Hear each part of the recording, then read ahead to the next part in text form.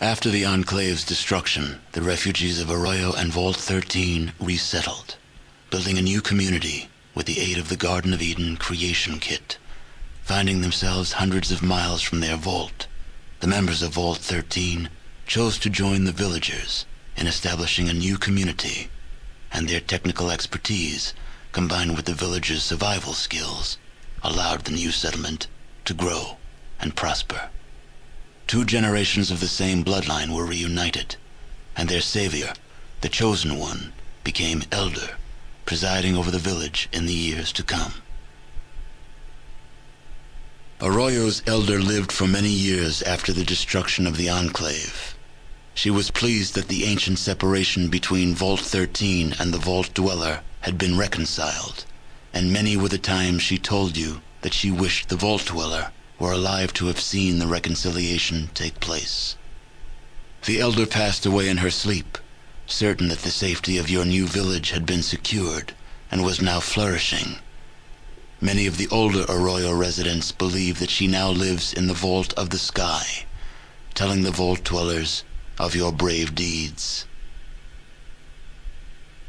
Relations between the Slags and the residents of MODOK flourished. Between the two peoples, MODOK prospered and became a major farming community, supplying all the outlying regions with food. With Metzger gone, slavery disappeared from the area.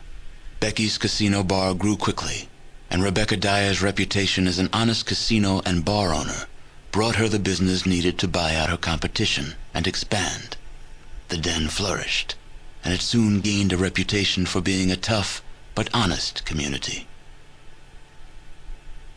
Over the next few years, the background radiation from Gecko's power plant began to cause mutations in the Vault City population, forcing the citizens to relocate to NCR. NCR, however, recalling past animosity, relegated the Vault City refugees to the status of second-class citizens. The Mordino family grew greatly in power as Jet's influence spread across Northern California. Within a year, they had seized control of New Reno and expanded their empire, absorbing the Den and other surrounding areas. There was little violence in the conquest, as Jet had weakened all resistance to Mordino rule. Eventually, the citizens of Vault City tired of having their groundwater radiated by the ghouls' leaking atomic reactor in Gecko. In a wave of xenophobic fear and hatred, the well-armed soldiers of Vault City slaughtered the peaceful ghouls and shut down the reactor for good. Unable to harness any additional sources of power, Vault City eventually stagnated and died, itself a victim of its own hatred. They expected to kill a ghoul called Skeeter, but he was missing. You still hear mention of Harold from time to time. Apparently, the tree growing from his head has gotten larger, and if rumors are to be believed, fruit is growing from it. The seeds are said to be remarkably tough, and several of them have taken root even in the most barren stretches of the wasteland. The gold-producing town of Redding soon found itself in the unenviable position of a scrap of meat being torn by 3 jealous vultures. Sooner than many would have expected, there was nothing left of the scrap that was once Redding.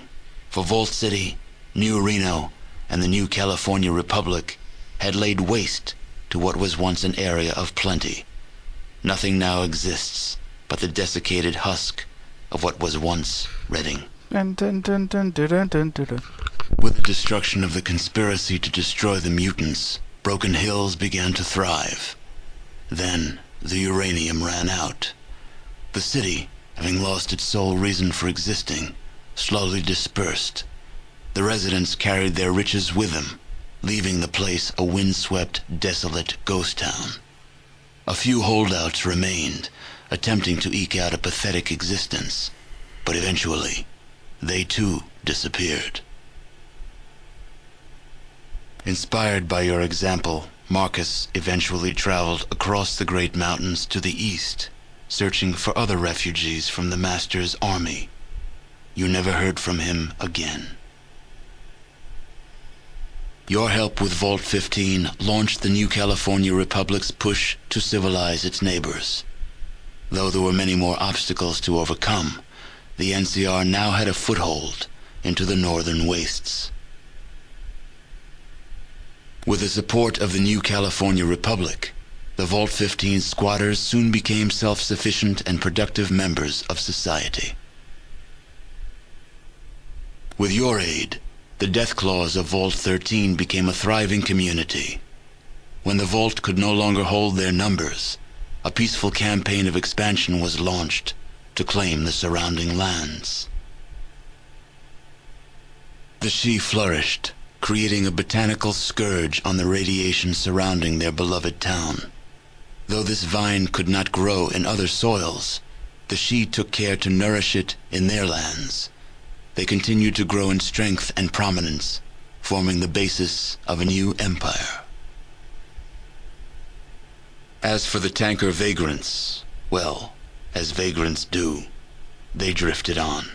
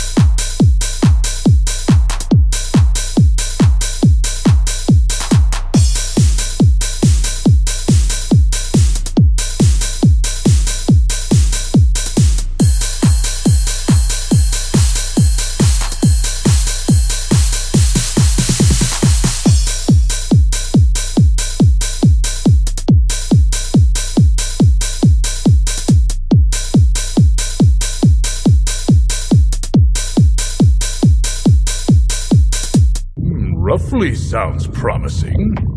Perhaps we should discuss this matter further in my quarters. Yes, sir.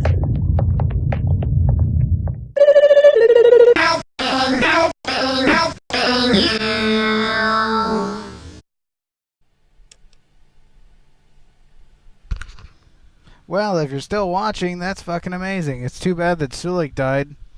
But, there's probably some post-game stuff to do. To be honest, though, I don't really care, and I think that we're done here. Thank you for watching if you watched the whole series.